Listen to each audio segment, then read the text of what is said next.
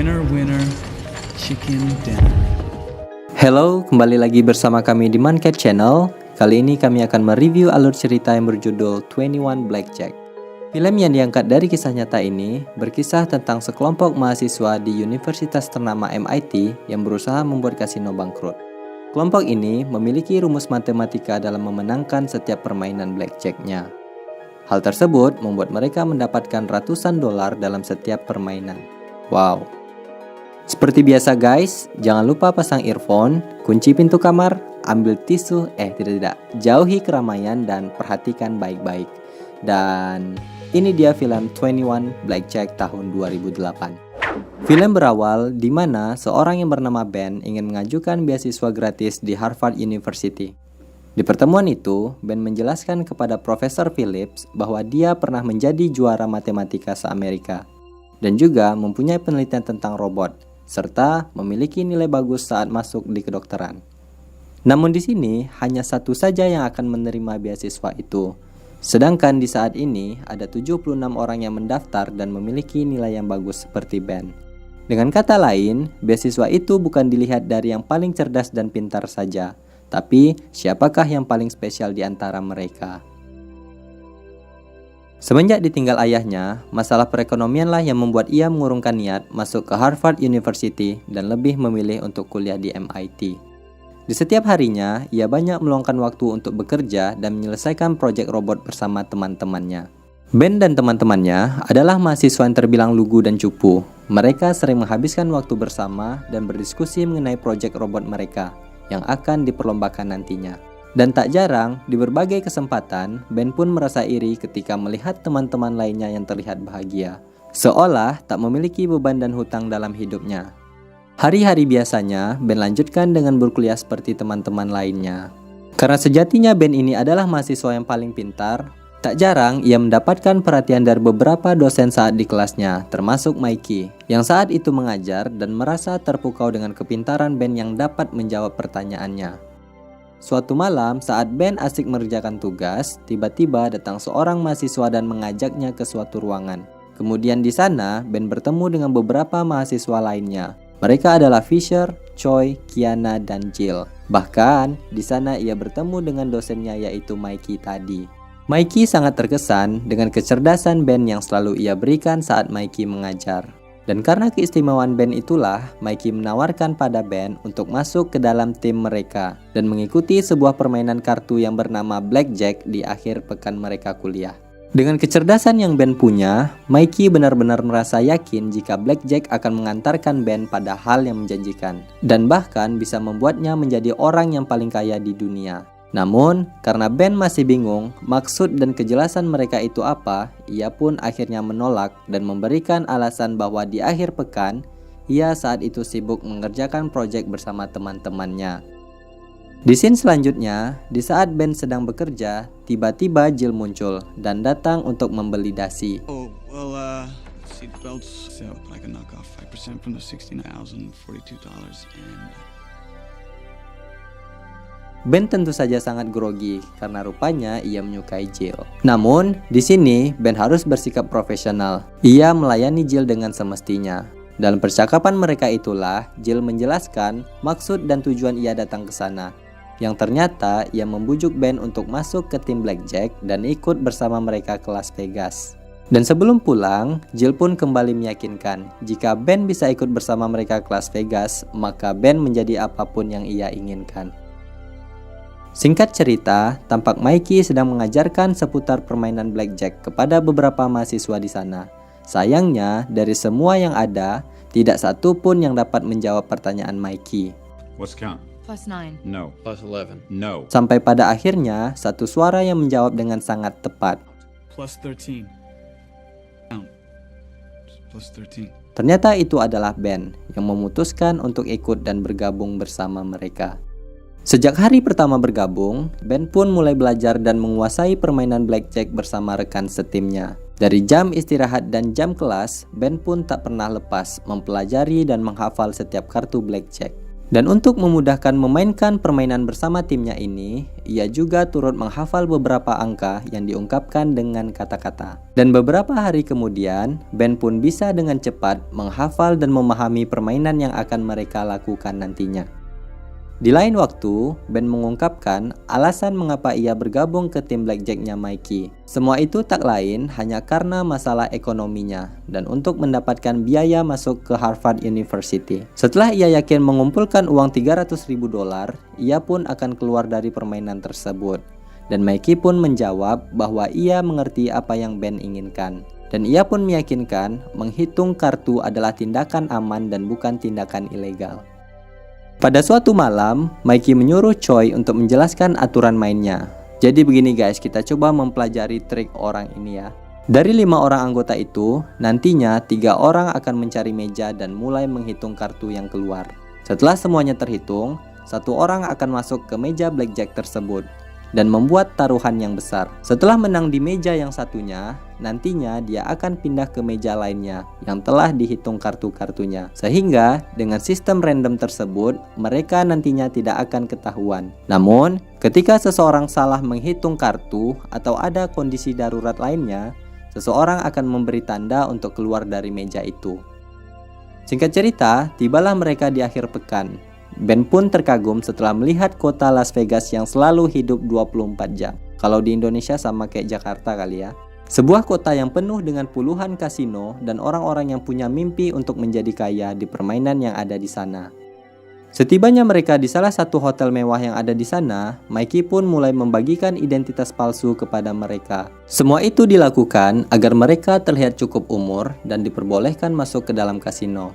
Di saat itu, Mikey menjelaskan kepada Ben, di saat masuk nantinya, mereka akan tidak saling mengenal satu sama lain. Sementara dirinya sendiri akan memandu mereka dan memantau dari jauh permainan tersebut. Dan tibalah saatnya mereka bermain. Ben memperhatikan teman-temannya sudah lebih dulu berada di meja. Setelah ia mendapatkan kode, Ben pun akan masuk ke meja dan memasang taruhan besar. Kartu demi kartu pun keluar dari tangan bandar. Dan tak perlu ragu dan bingung, Ben pun sudah bisa menebak di mana ia bisa memasang taruhannya. 9 plus 15. That counts 16. Singkat cerita, di setiap mejanya, kemenangan demi kemenangan Ben raih dengan sangat mudah.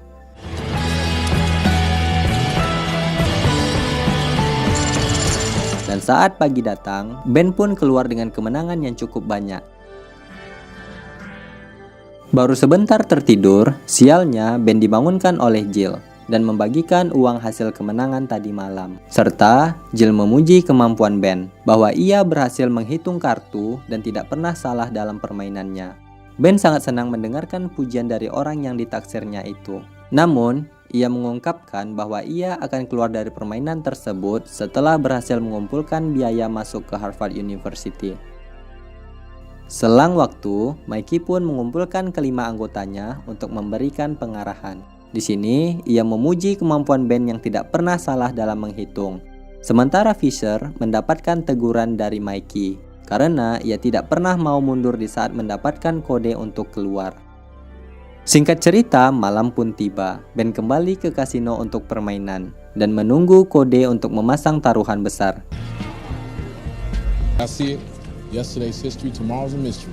Di sisi lain, Cole, seorang pengawas perjudian, mendapatkan teguran dari pemilik kasino bahwa telah lalai dalam memantau permainan. Dan akibatnya, kasino itu pun rugi besar di malam kemarin. Setelah pulang dari akhir pekannya, Mikey mengarahkan Ben untuk tidak memberitahu siapapun tentang kegiatan yang telah mereka jalani.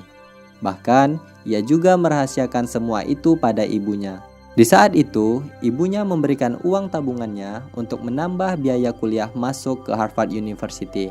Namun, Ben menolak uang tersebut dan mengatakan bahwa ia telah mendapatkan beasiswa kuliah gratis. Mendengar hal itu, tentu saja ibunya sangat bangga. Walau di dalam diri Ben, ia merasa sedikit tak tega. Tetapi, ia kini mendapatkan uang dengan mudah. Ia berharap uang tabungan ibunya digunakan untuk dirinya sendiri. Begitu juga terhadap teman-temannya. Rahasia itu pun ia tutup rapat dan lebih memilih untuk berbohong bahwa di akhir pekan ia pergi ke rumah bibinya dan lupa membawa ponsel. Di akhir pekan selanjutnya, Ben bersama timnya datang kembali ke Vegas. Ben pun sekali lagi bermain bagus dan mendapatkan uang dengan sangat besar. Bahkan beberapa kali ke Vegas, Ben tak menyangka bahwa ia telah berhasil mengumpulkan uang sebesar $100.000, yang mana kini ia tinggal mengumpulkan $200.000 lagi untuk bisa masuk ke Harvard University. Di Boston, Ben dan teman-temannya adalah mahasiswa yang sangat biasa. Namun, ketika di Vegas, Ben berubah 180 derajat. Apalagi ketika mendapatkan kemenangan di setiap permainannya. Ben bersama teman-teman bermain blackjack-nya mulai membelanjakan uangnya di sana. Dari membeli sepatu yang mewah hingga membeli pakaian bermerek dan mahal. Dan tidak hanya itu saja, mereka menikmati kota Vegas sambil pesta kecil-kecilan di dalam mobil mewah yang mereka sewa. Di sisi lain, kemenangan Ben dan teman-teman yang beruntun itu mulai dicurigai oleh Colt. Ia pun mencurigai Ben bahwa ia telah menghitung kartu di setiap meja. Dan si pemilik kasino pun meyakini bahwa Ben tidak sendiri bekerja dan ada orang yang membantu di belakangnya. Dan ketika minggu depan Ben datang untuk bermain lagi, si penjaga itu mulai memfokuskan CCTV ke meja yang Ben mainkan. Dan ketika itulah kecurigaan mereka mulai terbukti. Dari rekaman itu, kalau Kiana memberikan kode ke Ben untuk masuk ke permainan. Sementara itu, di saat permainan berlangsung, Fisher mulai berbicara dan mengolok-olok Ben untuk mengurangi konsentrasi Ben. Rupanya, Fisher melakukan hal itu karena teguran Mickey kemarin, yang membuat ia merasa kesal dan tersaingi ke Ben. Akhirnya, keributan pun terjadi di sana. His brother from another mother.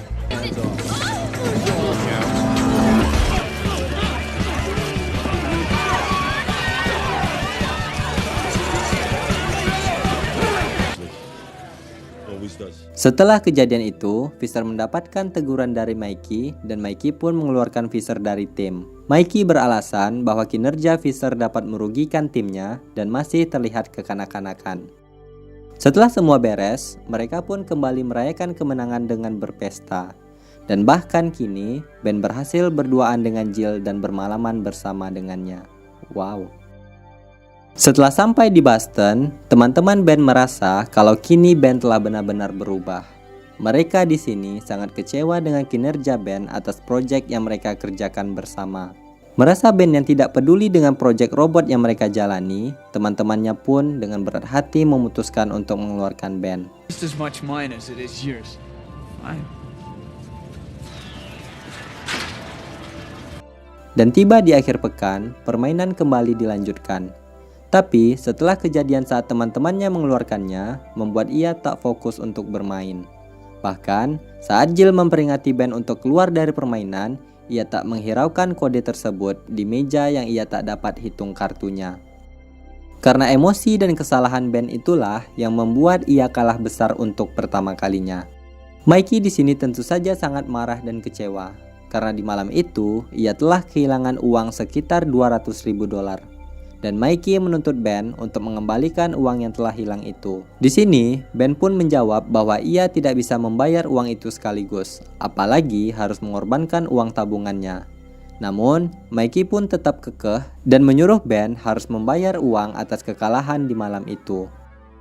Karena sangat kecewa kepada Mikey, Ben pun mengajak teman-temannya untuk bermain satu malam lagi dan menggunakan uang mereka sendiri sebagai taruhannya. Awalnya mereka tidak setuju, namun setelah mendengar keuntungan yang banyak tanpa Mikey, akhirnya mereka mau untuk bermain sekali lagi. Di saat permainan, rupanya Mikey memperhatikan Ben dan mulai melaporkan kecurangan Ben terhadap pengawas kasino. Hal tersebut membuat pengawas kasino yang awalnya udah curiga langsung bergerak dan menangkap Ben. Now why don't I believe that? Maybe you're just smarter than everybody else. See if we can't get you that chicken dinner. Oh, thank you. Let's go, Joe. Di saat itu, Ben dibawa ke sebuah ruangan dan dipukul habis-habisan oleh pengawas tersebut. Hingga terbongkarlah bahwa Ben adalah mahasiswa di Boston dan juga bersekongkol dengan musuh lamanya selama 25 tahun, yaitu Mikey. Jadi, hal itulah yang membuat Mikey tidak mau bermain, karena ia telah menjadi incaran dan buron oleh pengawas kasino di Las Vegas.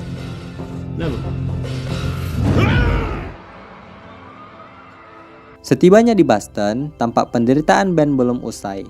Di sini ia mendapatkan surat bahwa ia telah terancam di DO oleh kampusnya. dan bahkan uang tabungannya telah diambil semuanya oleh Mikey. Berbeda dengan kedua temannya, mereka berhasil memenangkan perlombaan di kompetisi robot yang telah mereka rancang. Ben yang sadar atas kesalahan yang membuat temannya kecewa, akhirnya meminta maaf dan menceritakan semua yang dilakukannya selama ini. Beberapa hari kemudian, Ben kembali menjumpai Mikey untuk meminta maaf dan mengungkapkan keinginannya untuk kembali bermain di Vegas. Mikey yang awalnya mengusir Ben, akhirnya mau ikut bekerja sama karena ia juga butuh uang untuk masa pensiunnya. Tapi dengan syarat, Ben harus mampu menghasilkan keuntungan dengan sangat besar. Setelah itu, Ben meyakinkan Mikey bahwa ia pasti bisa membawa untung banyak dalam permainan terakhir ini. Asalkan Mikey ikut bermain untuk menggantikan Fisher, supaya kemenangan demi kemenangan bisa diraih dengan cepat. Saat akhir pekan tiba, mereka pun mulai kembali bermain sambil menyamar, sesuai dengan strategi yang telah mereka rancang sebelumnya. Dengan taruhan yang besar, dengan rencana sebelumnya, mereka berhasil meraup keuntungan dengan sangat cepat. Kemenangan pun Ben raih, bahkan Mikey pun ikut bermain dan membuat bandar kewalahan. Namun, di saat mereka terlampau asik dengan kemenangannya, tiba-tiba di sisi lain, Colt dan anak buahnya datang. Lalu terjadilah kejar-kejaran di sana. Dengan keadaan demikian, mereka masing-masing berpencar dan berlari untuk menyelamatkan diri. Bahkan saat mereka terpojok, Mikey meminta ke Ben untuk memberinya chip yang telah mereka dapatkan. Serta Mikey menyuruh mereka untuk kembali berpencar dan berkumpul kembali di tempat yang telah direncanakan nantinya. Padahal faktanya, Mikey ini memiliki rencana licik untuk kabur ke bandara dan meninggalkan mereka untuk ditangkap oleh pengawas kasino. Namun sayang seribu sayang, ternyata chip yang Ben berikan itu hanyalah sekumpulan coklat. Dan di taksi tersebut ternyata adalah pengawas kasino. Faktanya, semua ini berawal saat Ben diinterogasi oleh pengawas itu sebelumnya, yaitu Colt. Di mana Colt menyuruh Ben untuk bisa membawa Mikey kembali ke Vegas dengan balasan semua masalah Ben akan selesai. Nah, di sini sebelumnya Ben telah menyiapkan sekumpulan coklat untuk ditukarkan dengan chip yang mereka dapatkan. Di mana saat pengejaran anak buah Colt, di saat itulah mereka menukarkan chip tersebut dengan coklat tadi. Namun sayangnya, di saat Ben dan Jill pulang, di sana tampak Colt meminta chip tersebut untuk jaminan masa pensiunnya. Saat itu, ia mengancam akan menembak Ben jika ia menolak. Dengan bujukan Jill, akhirnya Ben memberikan chip tersebut kepada Colt. Di sini, Colt mempersilahkan ia untuk bermain di kasino semaunya, sebab Colt tidak akan mengawasinya dan akan segera pensiun. Setelah itu, mereka kembali bermain, dan ternyata dua teman proyek robotnya Ben ikut untuk mendapatkan keuntungan yang lebih. Setelah banyak kemenangan, mereka pun pulang dan membawa banyak uang. Di sisi lain, akhirnya Colt berhasil menangkap Mikey yang selama ini telah menghilang dan banyak merugikan bandar.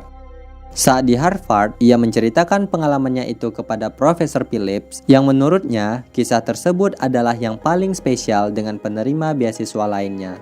Dan menurut kalian nih guys, apakah Ben bisa menerima beasiswa tersebut? Kalau menurut saya sih tidak, sebab dengan itu Ben sudah banyak menghasilkan uang dan bisa membayar uang kuliahnya untuk masuk di Harvard. Pesan yang dapat kita ambil dari kisah nyata ini adalah tetap rendah hati atas keistimewaan yang kita punya dan berbeda dari orang lain. Kita harus bisa memanfaatkan situasi dan apalagi bisa meredakan emosi pada saat masalah menghampiri. Dan ingat bahwa judi tidak akan pernah membuatmu kaya, seperti kata Rhoma Irama. Judi menjanjikan kekayaan bohong. Yang ada kepintaranmu lah yang membuatmu sukses. Orang yang benar-benar pintar tidak pernah mau mengakui kepintarannya. Ia bahkan malah belajar terus-menerus sehingga dia menjadi lebih baik. Seperti ilmu padi, semakin tua semakin merunduk. Terima kasih telah menikmati video kami. Sekian dari kami dan terima kasih.